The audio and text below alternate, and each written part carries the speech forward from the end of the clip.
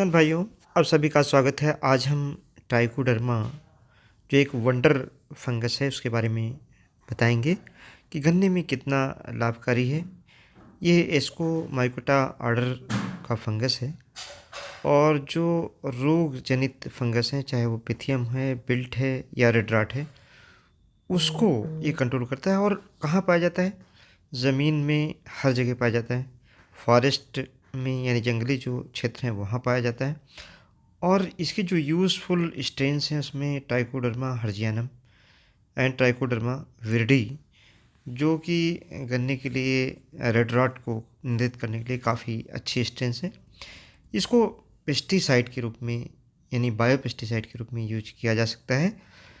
बहुत सी बीमारियां, चाहे रेड राट हो, बिल्ट हो, रूट राट हो, स्क्लेरोसिया का फंगस हो या डैम्पिंग ऑफ, जिससे नर्सरी सड़ने लगती है, उसका माइको पैरासिटिज्म और न्यूट्रिएंट का कंपटीशन करके और ट्राइकोडर्मा का जो फंगस है यह रोग वाले फंगस को मार देता है। जो रोग वाले फंगस होते हैं उनके माइसीलियम को और हाइफी को इक्वाइल बना लेता है। बहुत तेज़ी से ग्रो करता है, करीब 15 टाइम्स फास्ट ग्रो करता है और उसके माइसीलियम को मार देता है। चाहे बिल्ट का फंगस हो, चाहे रूट रॉट का हो, चाहे अल्टरनेरिया हो, जिसे हम अर्ली ब्लाइट भी कहते हैं। ट्राइकोडर्मा में बायो पेस्टिसाइड के रूप में हम इसको यूँ कह सकते हैं कि इसमें डर्मेडिन पाया जाता है, सेस्क्यू स्टेरपिन पाया जाता है और बहुत सारे ऐसे जो टॉक्सिन्स हैं वह पाए जाते हैं। इसके अलावा पेक्टिनेज, ग्लूकोनेज, हेमोसिलेज, ये एंजाइम पाए जाते हैं जो दूसरे फंगस की सेल वाल को डैमेज कर देते हैं, उनकी ग्रोथ को पूरी तरीके से रोक देते हैं। चाहे गन्ना हो, चाहे गेहूँ हो, टमाटर हो, बैंगन हो, सभी में यूज़फुल हैं। डिजीज़ कंट्रोल करते हैं, साथ में प्लांट के अंदर रेजिस्टेंस भी डेवलप करता है। ट्राइकोडर्मा इस तरीके का फंगस है और ये जो पैथोजन कहे है उसको इस तरीके से किल करने के बाद फास्फोरस और नाइट्रोजन की अवेलेबिलिटी यानी उपलब्धता को भी ज़मीन में बढ़ाते हैं, जो कि राइजोस्फीयर के जोन को बढ़ा देता है, जिससे फ़ायदा मिलता है। रूट और सूट यानी जड़ों की संख्या बढ़ जाती है और जो सूट है यानी ऊपर का तना है वह भी तेज़ी से बढ़ता है। इसका जो मेथड है एप्लीकेशन का, गन्ने के केस में 4 किलोग्राम 1 कुंतल गोबर की सड़ी खाद में मिला करके नमी की दशा में इसे रखना है कम से कम 24 से 48 घंटे तक। और उसके बाद शाम के वक्त जब टेम्परेचर ज़्यादा ना हो, पूरे खेत में बिखेर कर और फिर जुताई कर दें। ये शुरुआत में एप्लीकेशन करना है और इसके बाद ये ज़रूर ध्यान रखना है कि 25 डिग्री से कम टेम्परेचर ना हो और 45 डिग्री सेंटीग्रेड से ज़्यादा टेम्परेचर ना हो जब खेत में ट्राइकोडर्मा को मिलाया जाए। कभी भी ऐसे ना इसको मिलाएं जब आपको फंजीसाइड 4 दिन के अंदर डालना होगा। फंजीसाइड आप 4 दिन के अंदर डालते हैं तो ट्राइकोडर्मा इन्फेक्टिव हो जाता है। कब कब डालना चाहिए? एक तो बुआई से पहले और फिर जब गन्ने की मिट्टी चढ़ाई जा रही हो उस समय भी सेकंड एप्लीकेशन अर्थिंग आपके टाइम पर करना है, जिससे हम बिल्ट, रेड रॉट और सेट रॉट के फंगस को रोक सकते हैं, बैक्टीरियल ग्रोथ को रोक सकते हैं, नाइट्रोजन और फास्फोरस की जो अवेलेबिलिटी है उसको बढ़ा सकते हैं।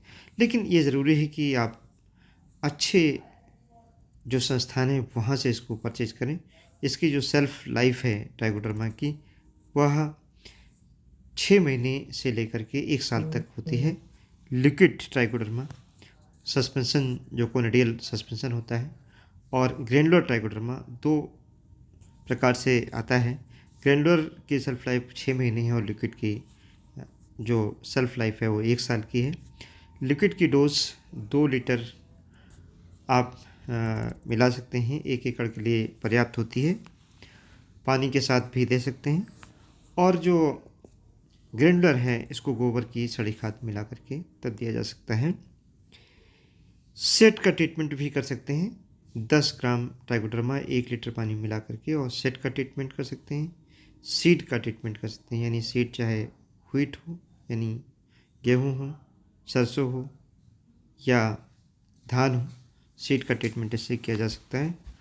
और इसके अलावा सीड ट्रीटमेंट के अलावा जो सीडलिंग का ट्रीटमेंट है उसको भी कर सकते हैं। सीडलिंग ट्रीटमेंट में जो उसकी जड़ें हैं उसको डुबो कर सस्पेंशन में, और अगर बुआई करते हैं तो रेड रॉट का फंगस हो या डैम्पिंग ऑफ का फंगस हो या अल्टरनेटिया का फंगस हो उसको दूर किया जा सकता है। चूँकि अभी 238 गन्ने की किस्म में रेड रॉट काफ़ी मात्रा में लगा हुआ है, तो किसान भाइयों से ये अनुरोध है कि ज़मीन का शोधन ट्राइकोडर्मा से ज़रूर कर लें। 4 किलोग्राम, जैसा कि मैंने बताया, 1 कुंतल गोबर की सड़ी खाद में मिला करके 48 घंटे तक रखने के बाद फिर खेत में आखिरी जुताई पर आप प्रयोग कर सकते हैं। पहले सिंचाई पर कर सकते हैं और जब मिट्टी चढ़ा रहे हों उस समय कर सकते हैं। ये नहीं केवल ये रेड रॉट को रोकता है, बल्कि रेड रॉट के अलावा विल्ट को भी रोकता है। और सबसे बड़ा फ़ायदा है कि जो फास्फोरस और नाइट्रोजन है इसकी अवेलेबिलिटी को भी बढ़ाता है। प्लांट के अंदर रेजिस्टेंस की जो पावर है उसको क्रिएट करता है। ध्यान ये रखना है कि फंजीसाइड का, जैसा कि मैंने शुरुआत में बताया, प्रयोग ना करें। कम से कम 4-5 दिन तक, 4-5 दिन बाद आप कर सकते हैं। काफ़ी किसान भाई सोचते होंगे कि इसको डालने के बाद पानी लगा सकते हैं कि नहीं लगा सकते हैं। पानी आप लगा सकते हैं, बहुत अच्छा फंगस है, पानी लगाने से और बढ़ता है, घटता नहीं। जिस खेत में गोबर की सड़ी खाद अप्लाई की गई है उन खेतों में बहुत तेज़ी से बढ़ता है। बहुत जो ड्राई स्पेल है यानी अप्रैल का महीना, मई का महीना, तो उस समय शाम के वक्त इसको प्रयोग करें। अभी फरवरी और मार्च के महीने में आप दिन में भी इसका प्रयोग आसानी से कर सकते हैं। कल्चर जब भी तैयार करें छायादार स्थान में तैयार करें, धूप वाली जगह में न तैयार करें। गोबर की खाद मिला करके बहुत दिन तक न रखें, जल्दी बनाएं और जल्दी इसको यूज़ कर लें। अगर लिक्विड फॉर्म का है तो धूप में बिल्कुल न रखें, अदरवाइज़ ख़त्म हो जाता है। धन्यवाद।